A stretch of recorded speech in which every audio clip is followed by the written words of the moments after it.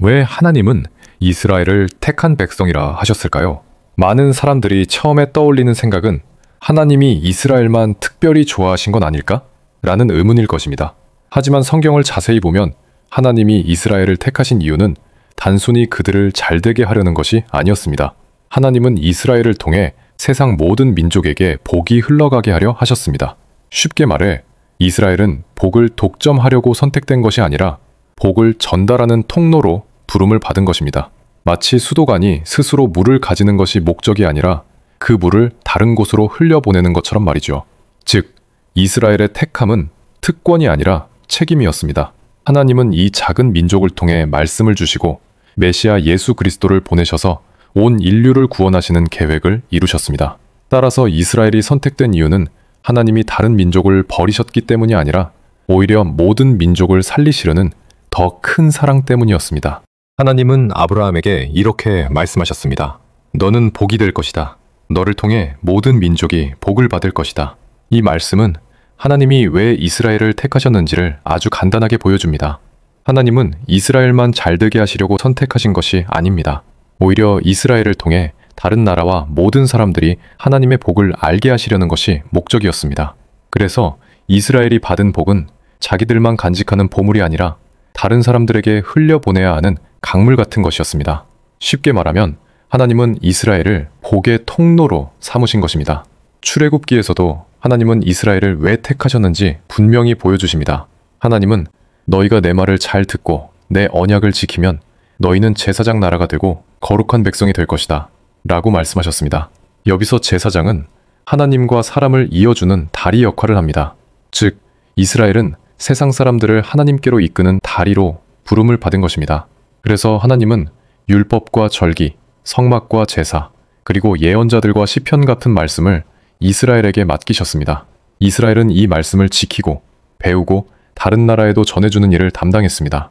다시 말해 하나님은 이스라엘을 통해 모든 사람들이 하나님을 알 수 있도록 하신 것입니다. 하나님은 또한 약속하신 구세주, 곧 메시아를 이스라엘 민족 가운데서 보내셨습니다. 바울도 그리스도께서 이스라엘에서 나셨다 라고 말합니다. 이 말은 구원이 단순히 하늘에서 뚝 떨어진 생각이나 추상적인 개념이 아니라는 뜻입니다. 아브라함에서 다윗으로, 또 다윗에서 예수님으로 이어지는 실제 족보와 역사 속에서 이루어진 일이라는 거죠. 그래서 우리가 믿는 복음은 단순한 신화나 상상이 아니라 실제 역사 속에서 일어난 사건입니다. 하나님은 누구나 확인할 수 있고 기억할 수 있도록 아주 구체적인 방법으로 인류를 구원하셨습니다. 그럼 왜 많은 민족들 중에 하필 이스라엘일까? 라는 질문이 생길 수 있습니다. 성경은 그 이유가 이스라엘이 특별히 뛰어나거나 착해서가 아니라고 분명히 말합니다. 하나님께서 말씀하시기를 내가 너희를 택한 것은 너희가 크거나 잘나서가 아니라 단지 내가 너희를 사랑했기 때문이라고 하셨습니다. 즉, 선택의 기준은 사람의 능력이나 자격이 아니라 하나님의 사랑입니다. 하나님은 종종 세상에서 작고 연약한 사람이나 민족을 들어 큰 일을 하십니다. 이스라엘이 약했기 때문에 오히려 하나님의 능력과 영광이 더 선명하게 드러난 것입니다. 또한 이스라엘이 있던 자리는 그냥 평범한 땅이 아니었습니다. 고대 세계에서 이집트, 메소포타미아, 그리고 지중해 지역을 이어주는 길목이었죠. 쉽게 말해 사람들이 반드시 지나가야 하는 교통의 중심지였습니다. 그래서 하나님은 그 작은 나라를 선택하셔서 그들의 실패와 회복, 그리고 하나님의 약속이 이루어지는 모습을 다른 나라들이 보게 하셨습니다. 이렇게 해서 복음이 더 널리 퍼질 수 있도록 하나님은 이스라엘을 전략적인 무대로 세우신 것입니다. 여기서 이스라엘이 선민이라면 자동으로 다 구원받는 것 아닐까? 라는 오해가 자주 생깁니다. 그러나 성경은 분명히 그렇지 않다고 말씀합니다. 언제나 남은 자의 원리가 작동합니다. 이사야는 이렇게 말합니다. 이스라엘 자손이 바다의 모래 같을지라도 남은 자만 구원을 받으리니. 바울도 이 말씀을 다시 인용하며 또 이사야가 이스라엘에 관하여 외치되 이스라엘 자손의 수가 바다의 모래 같을지라도 남은 자만 구원을 얻으리니 라고 강조했습니다. 즉, 혈통이나 민족적 신분이 구원을 보장하는 것이 아닙니다. 요한복음에서도 분명히 말합니다. 영접하는 자, 곧 그 이름을 믿는 자들에게는 하나님의 자녀가 되는 권세를 주셨으니 이는 혈통으로나 육정으로나 사람의 뜻으로 나지 아니하고 오직 하나님께로부터 난 자들이니라. 중요한 건 하나님이 주신 약속을 믿고 그분께 돌아서는 마음입니다. 그래서 선택은 마음대로 살아도 된다는 허가증이 아니라 오히려 회개하고 믿음으로 나아오라는 하나님의 초대장이라고 할 수 있습니다. 또 많은 사람들이 하나님이 이스라엘만 택하셨다면 그건 다른 민족을 차별한 게 아닌가? 라고 생각할 수 있습니다. 그런데 성경을 보면 하나님의 선택은 누군가를 버리기 위한 게 아니라 모두를 품기 위한 방법이었습니다. 하나님은 먼저 한 길을 여셔서 그 길을 통해 모든 민족을 부르셨습니다. 이사야서에서도 이렇게 말씀하십니다. 내가 너를 이방의 빛으로 삼아 나의 구원을 땅끝까지 이르게 하리라. 즉, 이스라엘은 자기들만 잘 되라고 택함받은 것이 아니라 다른 사람들이 하나님께 갈 수 있도록 길을 비추는 등불 같은 존재였습니다. 빛은 스스로를 자랑하지 않고 어둠 속에서 길을 보여주는 역할을 합니다. 이스라엘이 받은 소명은 바로 그 빛의 사명이었고 그 빛은 결국 예수 그리스도를 통해 온 세상에 완전히 드러나게 되었습니다. 이스라엘이 택한 백성이라는 정체성은 오늘 우리와 어떤 관련이 있을까요? 예수님 안에서 유대인과 이방인 사이의 담은 이미 허물어졌습니다. 바울은 이렇게 말합니다.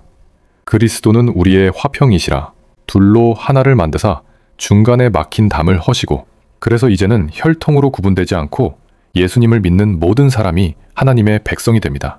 베드로도 구약의 말씀을 그대로 교회에 적용하며 이렇게 선포했습니다.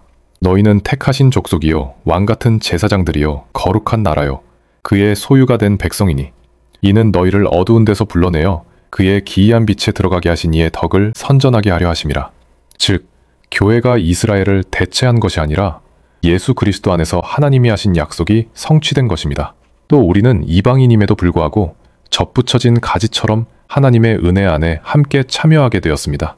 쉽게 말해 지금 예수님을 믿는 우리 모두가 하나님 나라의 가족이 되었고 세상 속에서 하나님의 빛을 드러내는 새로운 택한 백성이 된 것입니다. 동시에 하나님은 여전히 유대민족을 향한 약속을 지키고 계십니다. 바울은 이렇게 말합니다. 하나님이 자기 백성을 버리지 아니하셨나니 또 하나님의 은사와 부르심에는 후회하심이 없느니라. 즉 하나님은 이스라엘을 완전히 버리신 적이 없고 그들을 향한 계획을 끝까지 이루실 분이라는 뜻입니다. 그렇기 때문에 교회는 역사 속에서 나타난 반유대주의를 분명히 거부해야 합니다. 하지만 동시에 오늘날의 정치적 이스라엘이나 특정 민족주의 혹은 폭력적인 행동들을 무조건 신앙과 동일하게 여겨서도 안 됩니다. 성경이 말하는 균형은 분명합니다. 하나님의 약속을 존중하면서도 우리가 따라야 할 삶의 모습은 정의를 행하며 인자를 사랑하며 겸손히 네 하나님과 함께 행하는 것입니다. 즉 하나님이 유대인에게 여전히 신실하시다는 사실을 인정하면서도 복음의 본질에서 벗어나지 않고 공의와 사랑, 겸손을 실천하는 지혜가 필요합니다. 우리 삶으로 적용해보면 선민이라는 말은 자랑거리나 특권이 아니라 책임을 뜻합니다.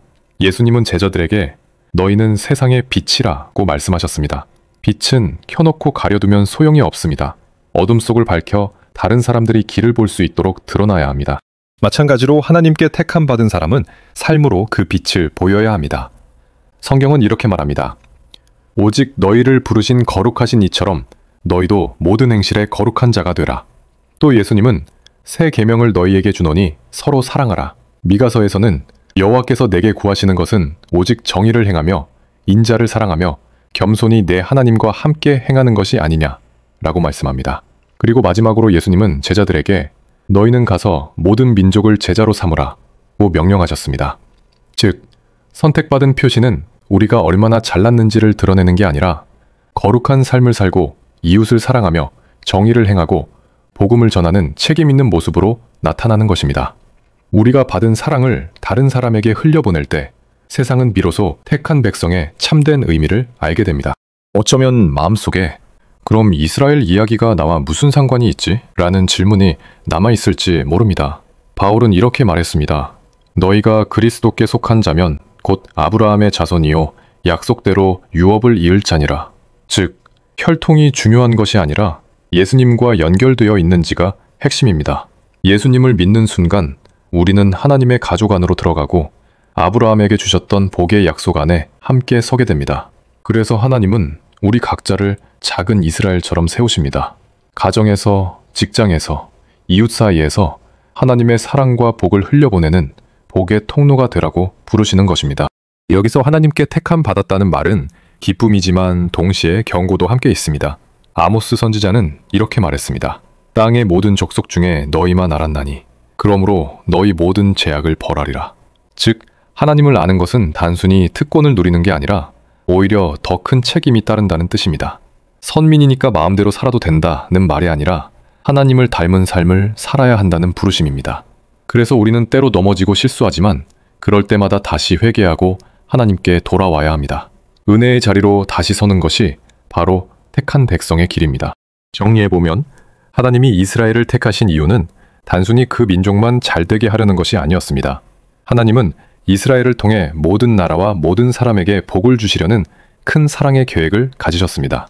왜 하필 이스라엘인가? 라는 질문에 대한 대답도 어렵지 않습니다. 이스라엘이 뛰어나서가 아니라 하나님이 그냥 사랑하시고 끝까지 약속을 지키시는 분이시기 때문입니다. 그리고 오늘날 우리에게 택한 백성이라는 말은 교회가 세상 속에서 하나님의 빛을 비추는 역할을 맡았다는 뜻입니다.